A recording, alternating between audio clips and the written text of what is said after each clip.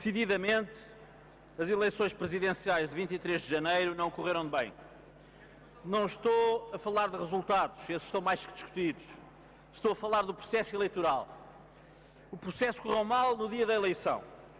No preciso instante em que o Ministro da Administração Interna dizia aos microfones que o processo eleitoral estava a decorrer com absoluta normalidade e que os eleitores que ainda não soubessem o seu número de eleitor poderiam, com toda a facilidade, obtê-lo na hora, através da SMS, da internet ou do telefone, milhares de cidadãos faziam fila nas juntas de freguesia para tentar obter o número de eleitor perante a ausência de resposta do sistema informático do MAI.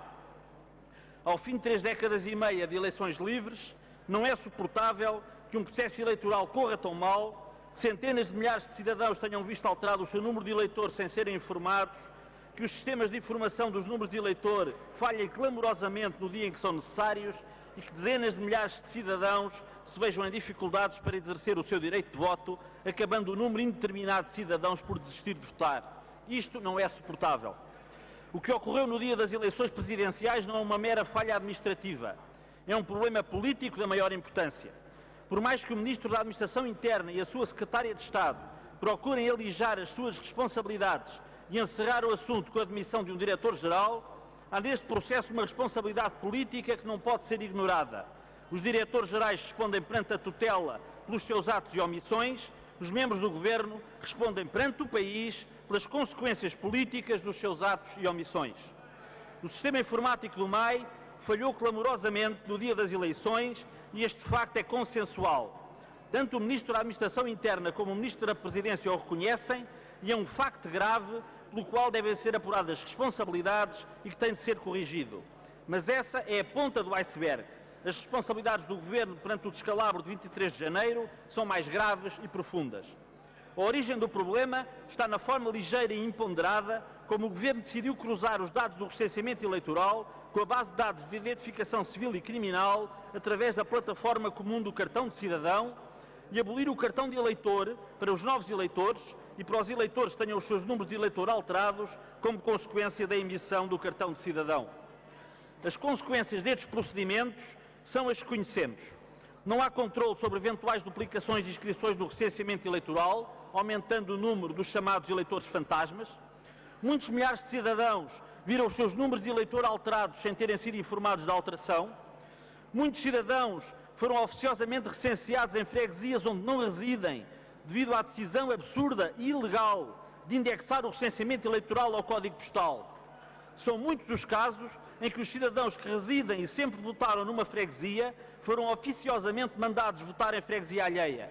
Para este Governo, a divisão administrativa do país já não é decidida por lei da Assembleia da República, mas pela administração dos Correios.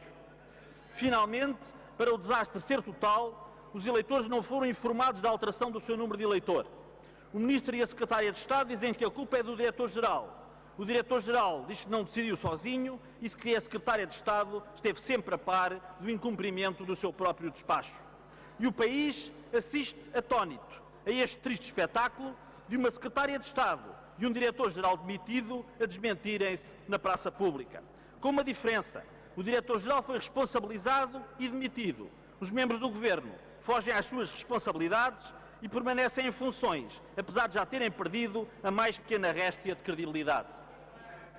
Mas, Sr. Presidente dos Srs. Deputados, os problemas que rodearam as eleições de 23 de janeiro não ficaram, porém, por aqui.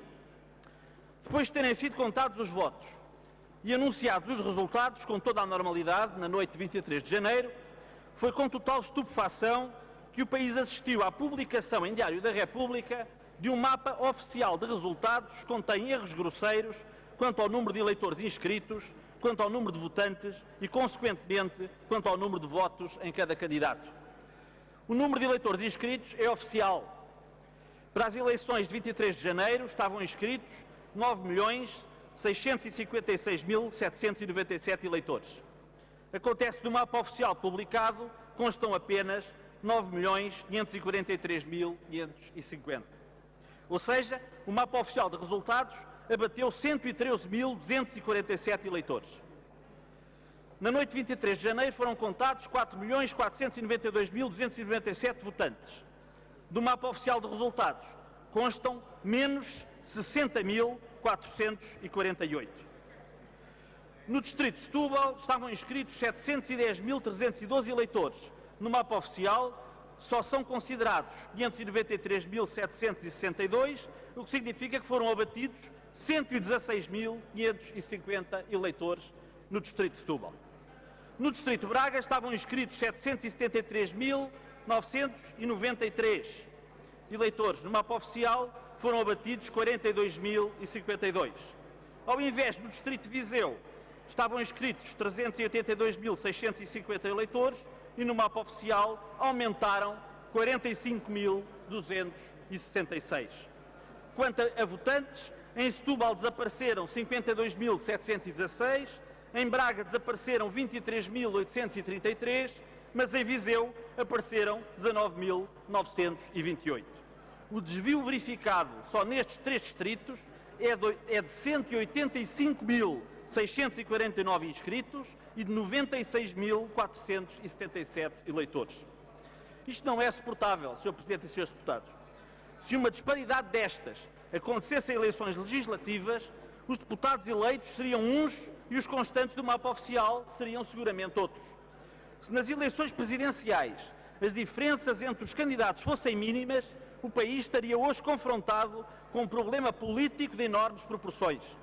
Erros desta magnitude, verificados no apuramento geral de um ato eleitoral e não corrigidos, têm consequências políticas óbvias. Não só prejudicam todas as candidaturas, como põem em causa a credibilidade do apuramento dos resultados eleitorais. Já é muito negativo para a democracia, muitos cidadãos, por razões políticas, se afastem da participação eleitoral. Só faltava agora que, a acrescer a isso, os cidadãos deixassem de acreditar na idoneidade dos processos eleitorais. A Comissão de Assuntos Constitucionais, por proposta do PCP, já decidiu ouvir sobre esta matéria a Comissão Nacional de Eleições e o responsável pela área eleitoral da DGAI para tentar avaliar com rigor as causas desta disparidade de resultados e para debater soluções que previnam a ocorrência de situações como esta. Mas no que se refere ainda às eleições presidenciais de 23 de janeiro, fazemos aqui um apelo cívico para que todas as entidades com responsabilidades neste processo, designadamente as assembleias de apuramento, procedam à correção dos erros cometidos e promovam a publicação de uma retificação ao mapa dos resultados para que estas eleições não fiquem na história como aquelas em que os resultados oficiais não coincidem com os resultados reais. Disse.